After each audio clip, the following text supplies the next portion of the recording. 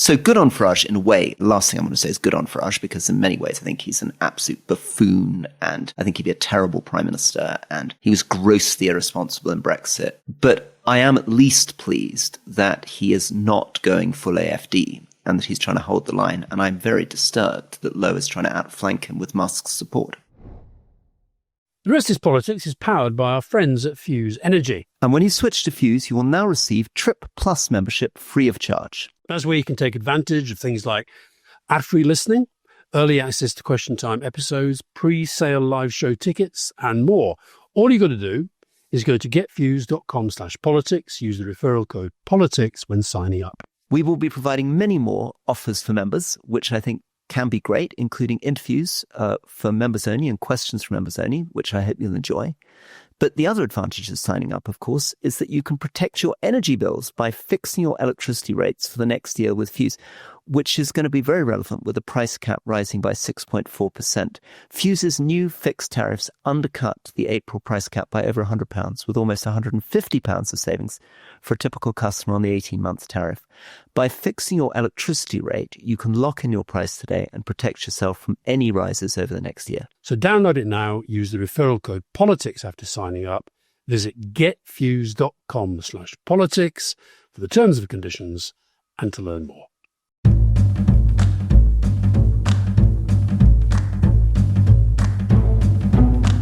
Welcome to The Rest is Politics Question Time with me, Rory Stewart. And with me, Alastair Campbell. What on earth is happening inside Reform UK? Related questions. Ray from London. Imagine you had to help Farage, God help you, with his messaging and stance on Trump and Ukraine. What would you recommend? Jack Regan from Cumbria. How do we know that Reform, Nigel Farage and their billionaire funders aren't in cahoots with Russia to bring Britain into authoritarian rule? It looks as though what's happened is that Rupert Lowe, who is was one of the five Reform MPs elected in Great Yarmouth, who had been a Brexit MEP alongside Farage in the European Parliament, and apparently they were reasonably good friends a few years ago, has begun to diverge from him. And the first signs of divergence were that Lowe came out in favour of Tommy Robinson, seeing this far-right extremist as a martyr. Lowe also talks about deportation of 1 million people, and Farage has said he doesn't think that's a good idea and has said he doesn't want anything to do with Tommy Robinson. So there's a sort of policy disagreement. Then Lowe gave an interview in the Mail in which he said that Farage was suffering from Messiah complex and didn't have any policies. And somewhere along the line, and one wonders whether one finds Dominic Cummings' hand in this, Elon Musk began taking a bizarre interest in the details of Reform Party politics, saying that Nigel Farage wasn't the person to run Reform, and instead he started promoting Rupert Lowe. And the response to this, or maybe it's not a response to this, but it certainly appears to be a response to this, is that Rupert Lowe has now found not only that the whip has been stripped from him by your friend Lee Anderson, the whip of the Reform Party, but also he has been accused of harassing his office staff. A KC has been employed. And rather bizarrely, he's also been accused of physically assaulting the chairman of the party. And given both he and the chairman of the party on the surface seem rather mild-mannered men, this vision of their fisticuffs is also intriguing. Have I misunderstood the story? No, I think you've pretty much got there.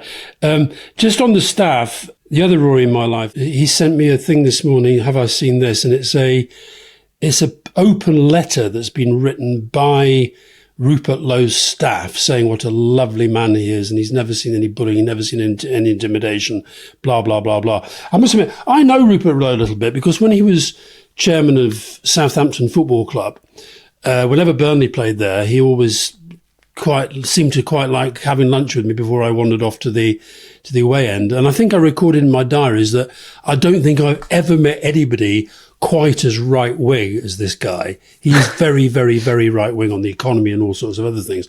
Yeah. And last night, Rory, I was Matt Ford, the comedian who was very, very ill not long ago, but he's now back in action. And I was a guest on his live show last night at the Duchess Theatre. And I've got to say, you mentioned Lee Anderson, who's not my friend. That was a joke, I know. Matt Ford's Lee Anderson is one of the best impersonations I've seen for a long, long time. But he was talking about this thing. He said that Elon Musk taking an active interest in the leadership of a party with 5 MPs in the UK. He says, it's like Mark Zuckerberg suddenly decided, I'm going to decide who's the next leader of Sinn Féin. There is something utterly bizarre about it.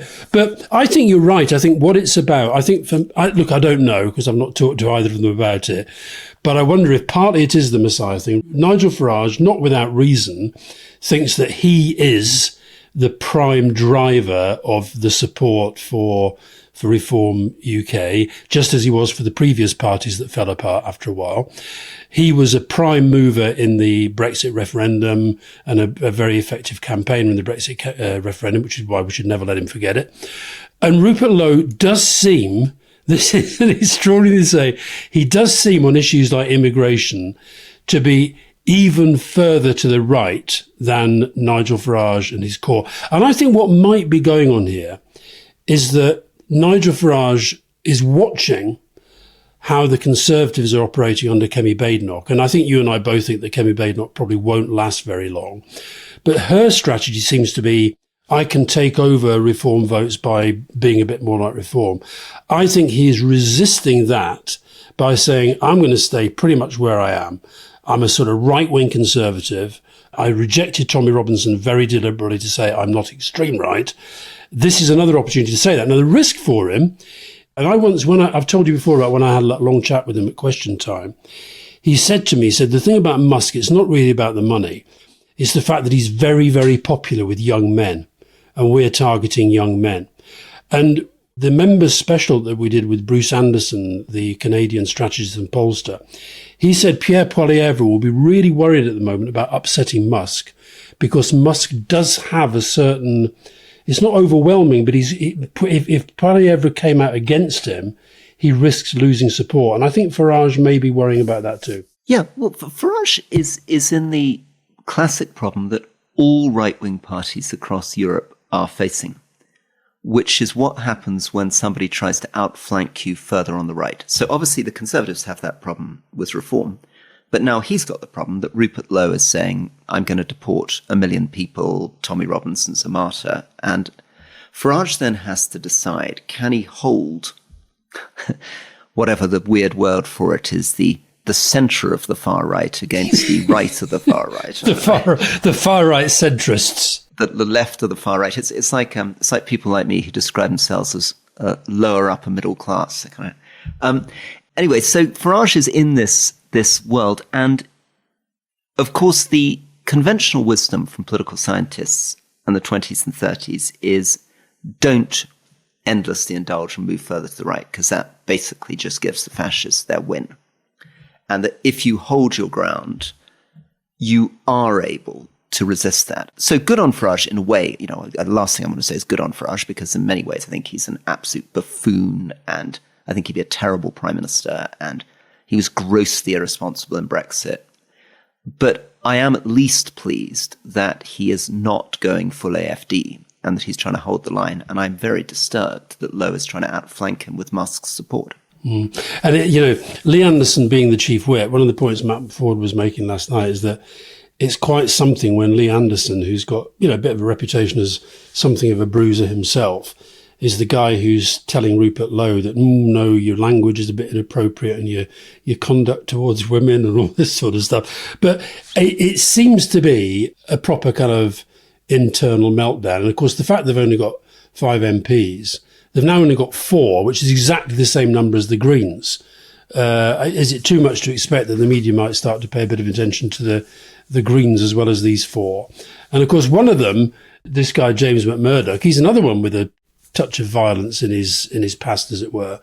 So a pretty rum lot, I think we can say.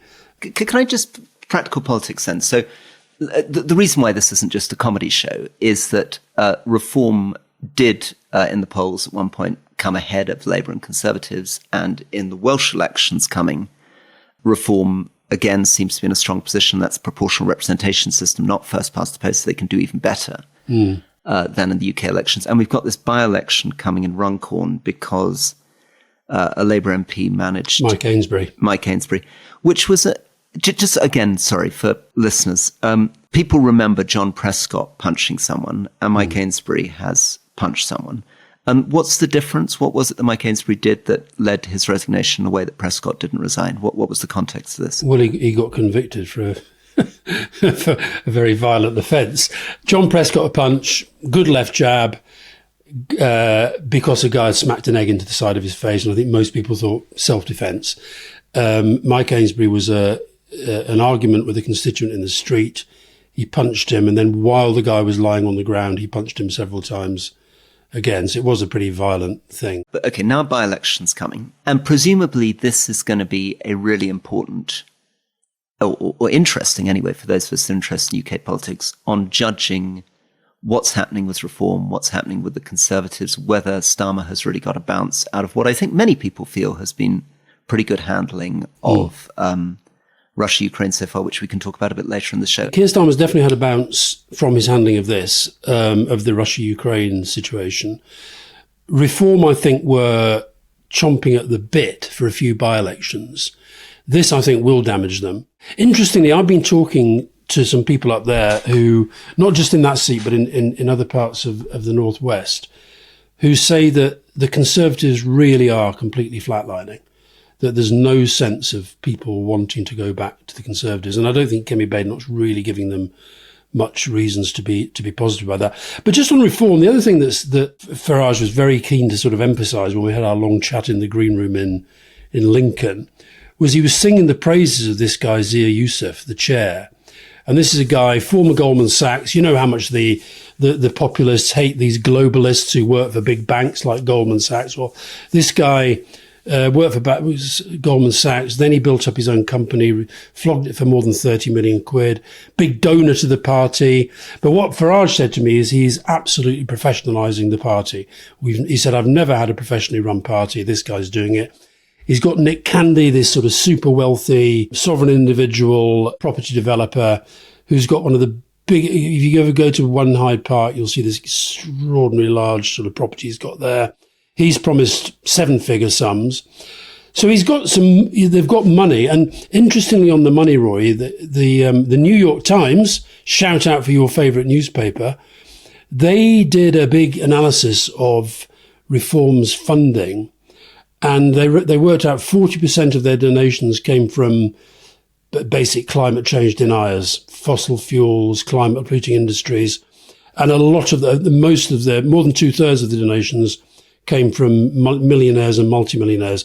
So I hope reform voters start to understand this is not exactly man of the people stuff that we're talking about. Well, let's also watch the space of Paul Marshall, who we've talked about on the show before, but he is this very interesting individual. I mean, massively, massively wealthy. He has this huge office on Sloane Street with giant wooden elephants in the window that you can see, who began as a Lib Dem funder, then came to my notice as a big backer of Michael Gove, has this magazine called Unheard, which has now acquired The Spectator, is sponsoring some of these right-wing conferences in Britain, seems to be sounding a little bit more as though he comes from the fundamentalist Christian right.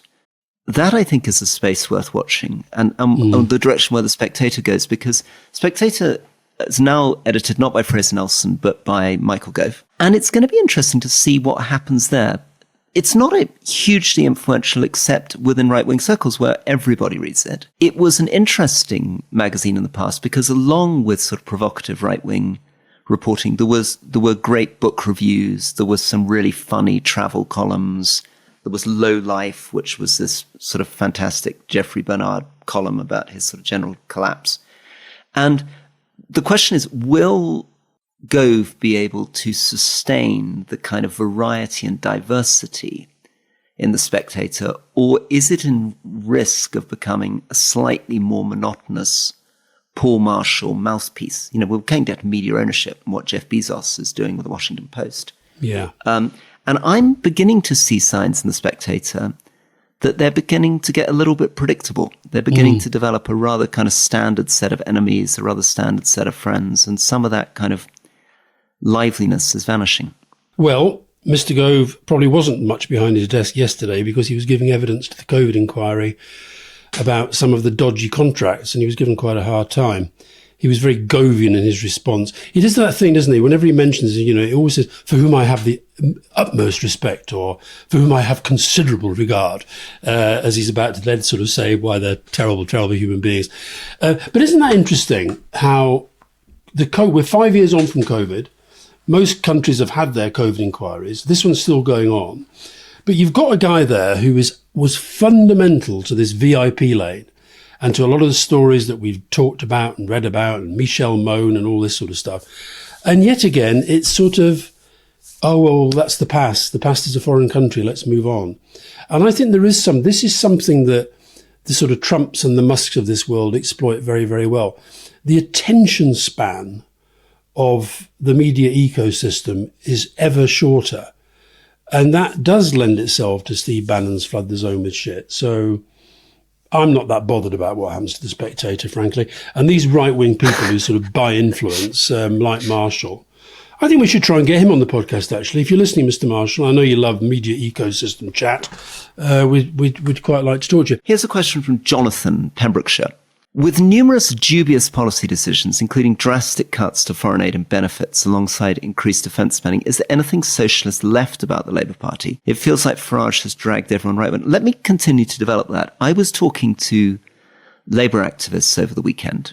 I actually had not a very damaging, but a small car crash. And as I was waiting for insurance documents and police and things, I had this long conversation with a Labour activist who was saying that they weren't Corbynistas. They were very central Labour, but they campaigned very hard. And this included quite a lot of young people. And they've been really shocked that Labour hasn't raised the cap on 2 children on benefits. Really shocked by what they've done on international development spending. Instead of seeing an incredible opportunity as Trump cut for the UK to move into that space, to just sort of copy it, and almost suggesting from number 10, actually one of the Labour MPs, that they'd done it in order to impress Trump, that it was one of the things they were, along with the invitation to the state visit, they were saying to Trump, look, we've cut international development spending too.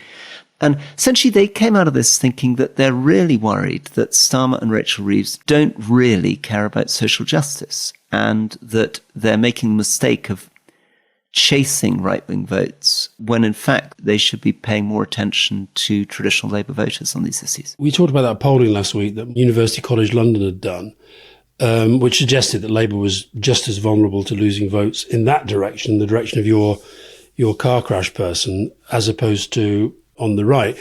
I think part of this is that the media ecosystem in which we exist, I still think is very, very much to the right. So when Keir Starmer says at a private meeting, as he did yesterday, the welfare bill is unsustainable and it's unfair and it's not working, there's a left-wing case that you can make for welfare reform, but that gets reported as this will anger people on the left of the Labour Party. And I think the other thing is that this is, again, something that we talked about Peter Carl. And by the way, I really urge people to listen to the interview with Peter Carl, not least for his own life story is so kind of moving in so many ways. But when these Labour ministers are out and about, I bumped into Matthew Barson. Do you remember Matthew Barson, who was the ambassador? Yeah, absolutely. Who was the US American ambassador under Obama, and who's remained very close to Britain and spends a lot of time in Britain. And I bumped into him the other day, and he said, listen, can't you go and help these younger ministers, sort of how they communicate? I said, what do you mean? He said, well, they all sound so nervous, and they sound like they're reading a script, and they sound like they're not there's not enough confidence there. If I were to do that, I would say to them, look, whatever you're talking about, find a way of mentioning things like the workers' rights package, which is traditionally what you would call quite a left-wing approach to the thing. So Angela Rayner pushes that, but it's not part of the language. Everybody knows about winter fuel payments. Everybody now knows that they're planning these disability cuts. But does everybody know that they're making these changes to give workers more rights, which actually, when you poll it, is very, very popular. The fact that Labour have managed to deliver more NHS appointments than they said they were going to within the first year, done it already. That is the sort of thing that you have to keep reminding people has happened. I would argue that what Ed Miliband's doing in the great British energy space is actually, albeit he's got people sort of trying to hold him back a bit, I think that is, you could put into the left-wing bracket. Private education. Every business event you and I do, we get in the Q&A, there's always somebody who's saying, why are Labour punishing me just because I'm well enough to send my kids to private school? That is, if you like, traditionally on the left. So I think there's lots of things that they're doing. Water bosses bonuses. I mean, there's loads of stuff, but they're not loud enough in the debate about what they're doing with them. Imagine what Trump would do with all that sort of stuff. Yeah, I still think, though, this is something we need to keep coming back to, which is there is a bit of a question about where that moral compass lies. And also, above all, let's look at the big strategic question. Why did they not use this moment threat on defense to say, okay, now is the time to get rid of this ridiculous straitjacket we've put ourselves in around tax? In the way that basically Germany, as you say, has just done something quite brave on the fiscal break. They had handed them on a platter the biggest opportunity that they could ever be handed to say, okay, now we need to look again at VAT, income tax and corporation tax, and they ducked it. And I guess the fundamental point, and this, by the way, and maybe our listeners skew a bit more left than right, but I think a lot of them are kind of people who really, really, really want this government to succeed. And a lot of them, I think, are saying, look, we want to hear more about, if you like, when John Prescott used to talk about the traditional values in a modern setting as defining New Labour, we'd like a bit more of the traditional values and a bit less of we're doing this because we're worried about the Red Wall, so-called. Andy Mahaday in Belfast. Why are the mainstream media and European politicians afraid to push back against accusations of freeloading when the post-World War II agreement was that the US would provide security umbrella? Let's start with that, because that's an important point. At the moment, what Trump is basically suggesting is that it was just US naivety and everybody was mooching off them and the Americans were paying all this money. What, of course, he forgets is that America did this deliberately so it could exercise power. It invested in NATO because it wanted to contain the Soviet Union. And it didn't want Europe to go weak at the knees or neutral towards the Soviet Union. They wanted Europe to be on the American side. And Eisenhower spoke explicitly about the US having that security responsibility. They didn't want de Gaulle to develop his own nuclear weapons. They wanted Europe to be dependent on US nuclear weapons. And you can see, actually, even today, in two examples, Ukraine and Syria, it's quite clear that Trump is saying two completely contradictory things. On the one hand, he seems to be saying, I'm an isolationist. I don't care what happens outside the US. Go ahead, you pay for it. We won't pay for it.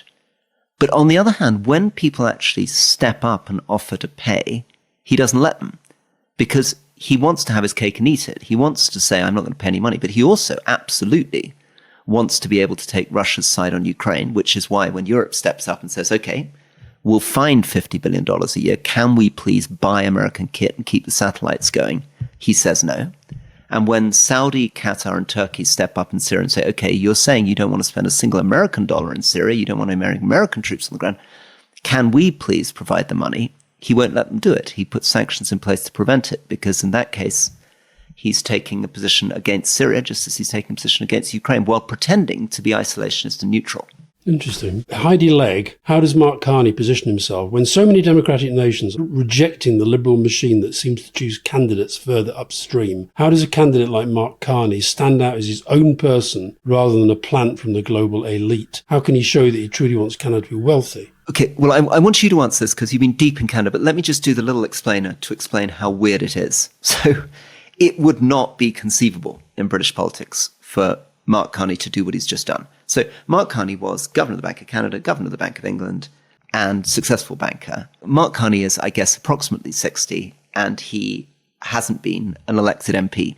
He ran to be prime minister without even being a member of parliament, right? He was just a grand public figure. It'd be like Gary Lineker suddenly deciding, to run for the leadership of the Labour Party without being an MP. And he has ended up not just winning the leadership, but becoming prime minister, and now is in pole position. And again, talk about luck in politics, right? If we'd been talking about this before Trump completely destroyed Pierre Poilievre's chances, it seemed like a hospital pass. Yeah, sure, Mark, you can become the leader of the Liberal Party for a few weeks, but you're then 20 points behind. You'll go to defeat from Pierre Poilievre. What the Health's point of view, doing a few weeks as Prime Minister and then being leader of the opposition. Instead of which, he's managed to pull all of that off. Okay, over to you, Alastair. The question, how does he position himself? I think he does a national version of what he's been doing in the party context. Poilievre has been, up some of the polls, Bruce Anderson was telling us on the episode we did for members, he was saying, this is a Canadian pollster and strategist, some of the polls, Poilievre was 25 points ahead just a few weeks ago. And he's now well into single figures. We're now virtually within the margin of error. So if Mark Carney, when you say position himself, I would say take the messaging that has won himself this landslide in the leadership election and take that messaging into the national frame. And part of that is about, this is not about the Liberal Party, this is now about bringing the whole of Canada together. We are facing a really strong, powerful enemy. I think the fact that he called it out for what it is, and he linked Poilievre, I thought very cleverly, to Trump. You know, basically you either stand up for Trump or you stand up to Trump. I'm standing up to him. I think he positions himself as serious, grown up, experienced, not a politician. It becomes a strength that he says, I'm new to this game. I know a lot about politics because I've worked in central banking, but I'm not a politician. Poilievre is a kind of lifelong, he exists to be a politician. And then he's got to find some, good, chunky policy ideas that make people feel this guy can get stuff done. Look, you say that Poilievre has crashed. He's not crashed. It's still, what he will try to do is to make Carney part of the Liberal Party, global elite, all that stuff. But I'm not sure it's going to be very effective. We shall see. It's going to be very interesting. And I think it'll be soon. I think he won't hang around to call an election. Final question from me, and thank you for this, because it comes back to some themes you've been touching on the last few days. Alison Matthews, Glasgow. Where is the US opposition to Trump and Vance? I see the odd thing on social media, but nothing of significance. Where are the Democrats? Now, we have entered this reality TV, social media world, which Trump has sensed that he can release other people. It's not just him doing it. Obviously, Musk has been given cover to do it. Vance has been given cover to do it. Donald J. Trump Jr. has been given cover to do it. They're all rolling. And we'll see more and more from Pete Hesketh and others as they get going. And that's why he's brought in a lot of Fox News people into his central team. And I think that we don't quite understand how much this world is changing because we don't look enough at places like Russia. We still think that the way to respond is, reasoned articles in the New York Times, whereas in fact what's being created, for better or for worse, is a reality TV thing with an enormous audience, particularly on Facebook, which dominates a lot of this, but also on Twitter, where what they want to see is you punch back. And in some ways, Kamala Harris and Tim Walz were at their best in the campaign when they were doing their own version of this, doing things like, these guys are weird, viral videos, good stuff with Saturday Night Live, mocking them back. And one of the questions for democratic politics is very disturbing, because if, you, me, Keir Starmer, everybody feel the only way we can fight back against the sort of Trumpian right is to, as it were, play them at their own game, you turn democratic audiences into people sort of watching popcorn and thinking, nothing's real, these are all a bunch of bluffers, but wow, that was a funny hit back. And the whole thing becomes like watching a pro wrestling match. I was yesterday at that thing, remember a year ago now, we did that thing at Methodist Hall with 1,800 sixth formers. Well, I did it again solo yesterday, and some fantastic questions, but one of them actually was about whether there should be populism of the left and whether there's anything that we can actually, people like me can actually learn from Trump. And that's something that I also discussed with Tommy Vita on Pod Save America this week. And the whole premise of him wanting to talk to me was actually absolutely agrees with Alison that the Democrats are frankly all over the place. There's no strategy for recovery. There's no analysis really going on. As far as I can tell, there's no formal review of what happened. And the leaders that are emerging, they're either the people that we've known forever, like Bernie Sanders or AOC or whatever, otherwise new names that are coming up. But it doesn't feel terribly organised. But and what I said in answer to this question at the Methodist Hall, I said, if we define the kind of Trumpian way in Moses Naim's 3 Ps, populism, polarization and post-truth, then we don't want to go down that road. We don't want to become, a left-wing progressive version of that. But where we can and should learn from them is in relation to the incredible organisational skills that they've got, not least through the whole media ecosystem, think tankery and all that stuff. But also, whether we like him or not, and you and I don't, Trump is, in his own way, a genius communicator. Even if you strip away the lies, and even if you strip away the nonsense and the bullshit and the bullying, and you may say, well, you can't strip that away because that's part of it, but just technically to watch him as a communicator. Now, what is it about? So when we were talking about Matthew Barson saying, go and help Labour ministers talk like human beings, whatever you think about Trump, there's something compelling about the way he communicates. Now, you can't sort of imitate that, but what you can take from that, what is it that he's got about it? And it's being interesting, it's being entertaining, it's about saying things that people don't necessarily expect, it's about having a very strong, powerful turn of phrase that commands attention. Now, he does it for bad, but you can use all of those factors for good. As you know, I'm full of praise for the way that Starmer, Macron, Merz and Tusk are handling what's going on now.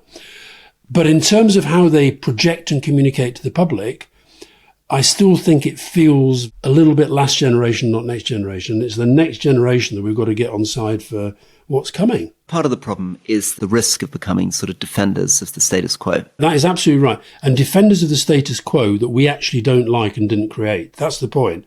What's happening to the Democrats at the moment, there's a risk that they're defending a status quo for which they're not actually responsible. There is stuff wrong with the way government works. There is stuff wrong with institutions. Be the reformers, not the defenders. Exactly. So, we've had a question from Anarchist Sheep. Would we benefit from having our own version of D.O.G.E? Now, it's a classic question, right? Because I get very, very wound up, understandably, by people coming to me saying, well, yeah, but, isn't Elon Musk right? Isn't government inefficient? Well, of course government's inefficient. You and I have worked in government. We've torn our hair out about government. There's a lot that's inefficient about government, and we see it all the time. And anybody goes into a busy hospital can immediately spot quite a lot of things going on around them that wouldn't be the way they'd manage it. How on earth do you say to people, look, okay, yes, and yes, it's also true that quite a lot of international development assistance was also misspent. But that doesn't mean doing this, right? It doesn't mean a situation where we now have all the HIV/AIDS medication currently stuck in ports with it expiring, so that it can't be used to save lives. The same with vaccination on the most basic diseases. I was talking to a farmer in Zimbabwe who is now funding all the antiretroviral treatment for his own workforce out of his own pocket because 35% of people have HIV/AIDS. And Trump has stopped all of that. Right? So it's going to explosion across the world of this. We've seen it with Musk shutting down the Federal Drug Administration. I was talking to someone in the FDA. Shut down all the testing centers, including the basic food testing centers, and then have to reopen them. Fires, nuclear controllers. We talked to Michael Lewis about this. This was his fifth risk. Then rehires them. I mean, it's completely irresponsible, insane. The other one we hear about, well, isn't it right that, Europe should pay a bit more on defense? Yeah, sure. Let's say you had, for some reason, been, supporting a charity, and you were supporting 50% of its income, and you wanted it to raise more of its own money and be less dependent on you, Alastair, right? Fair enough. But the way to do it is say, here's a 5-year plan. I'm going to reduce every year. There's going to be a thing, and you're going to raise up. Not, I'm stopping all funding now. Thank you. Whole thing collapses. And that's what reveals who they really are. They're not really trying to help Europe become self-sufficient. They're not giving them time to do it. They're just knocking them off the cliff. Your point about your Zimbabwean farmer and the HIV/AIDS, I really struggle, and maybe there's some Americans who could help us try to understand this. Why are the former presidents so silent? I mean, George Bush, that was one of the biggest parts of his legacy. And we all know what he thinks of Trump. You can see it on his face when he sits there at the inauguration. But he's just decided he's just going to sit it out and say nothing. I just wonder, would there be something very powerful if Biden, Obama, Clinton and Bush got together and warned the American people, this is unbelievably dangerous what's happening, we have to wake up? Or do they just think, you know what, we're the past, people won't listen? I don't know. The answer is it depends how they do it and how smart they are and how alert to the modern media environment they are. Do it wrong, and the story will be, here's a bunch of elite has-beens. do it with real wit and inventiveness, troll them back, you could actually do a surprising amount of damage. But the question is, how fleet-footed are these people going to be? My friend Greg Nugent, who's a very good sort of marketing guy, and he says we should stop calling it Doge and call it Dodge, as in dodgy as fuck. Because it's totally corrupt. The whole thing is corruption. Scaramucci was right. They've opened the golden era of corruption.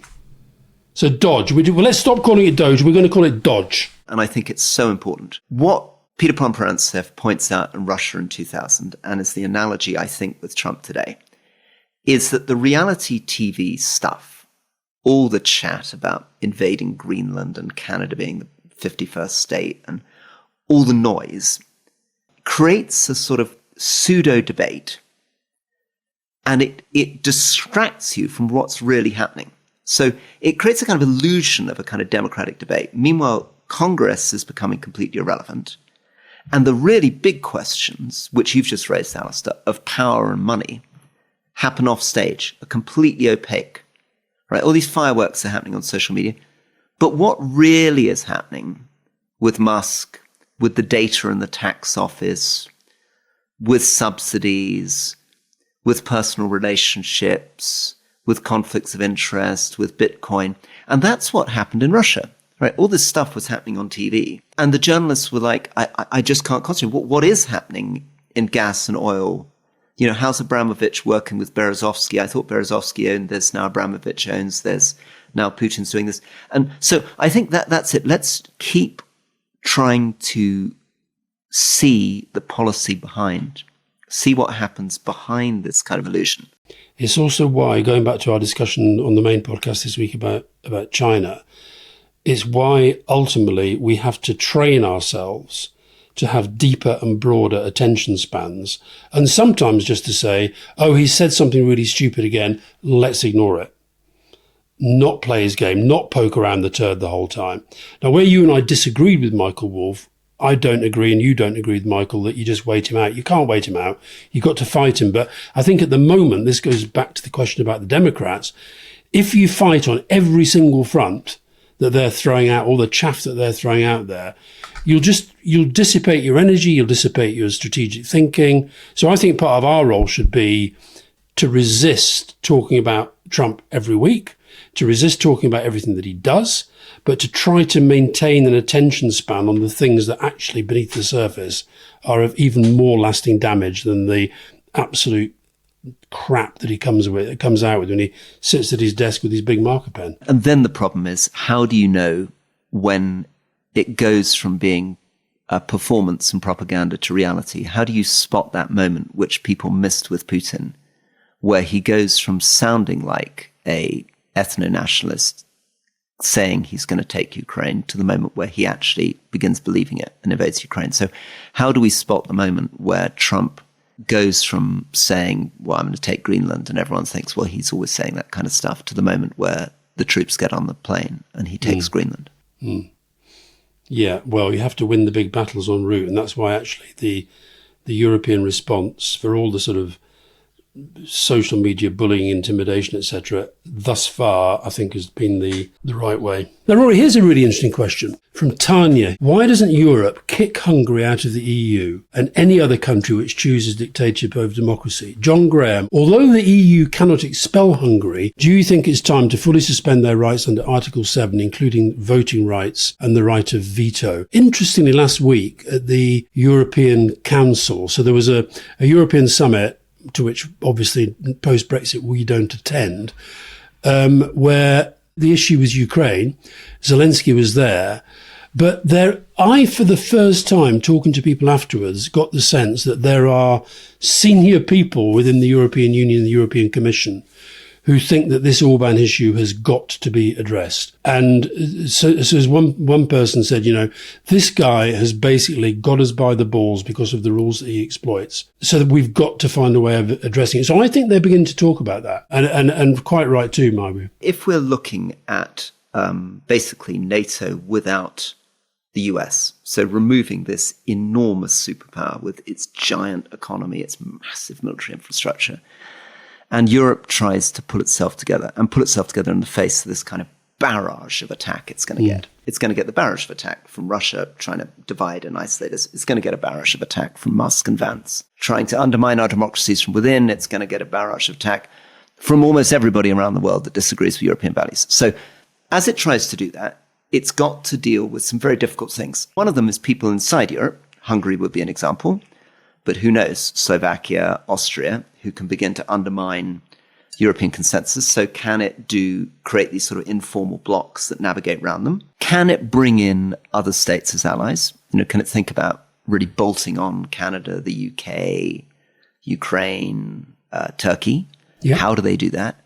And are the leaders bold enough to do that? I mean, you saw Radosław Sikorski, the Polish foreign minister, when Hungary said there should be a referendum in Hungary on Ukraine joining the EU. He said there should be a referendum in the EU on kicking out Hungary. So there's the beginnings of that kind of stuff going on. But here's a question from John. Is Starmer going to be able to come up with a proper structure for connecting Britain to the EU, or is it just going to be ad hoc? Just before I answer that specifically, because you mentioned Austria there, worth pointing out, and we talked about Austria a lot after their election, and about this guy Kikel that looked like he was in pole position to become chancellor, and it hasn't happened because we've finally got a government in Austria, but it's a three-party coalition that does not include the far rights, the Conservatives, the Social Democrats,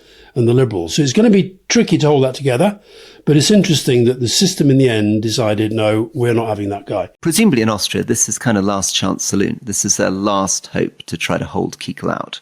And Kikel will try to use the fact he's been excluded to hope there's a new election where he can get even more votes and ultimately end up He'll as definitely chancellor. try to do that, and that is the same for Weidel in the AfD in Germany, and it's the same in Romania, where the hard right won, then lost, or had the election taken away.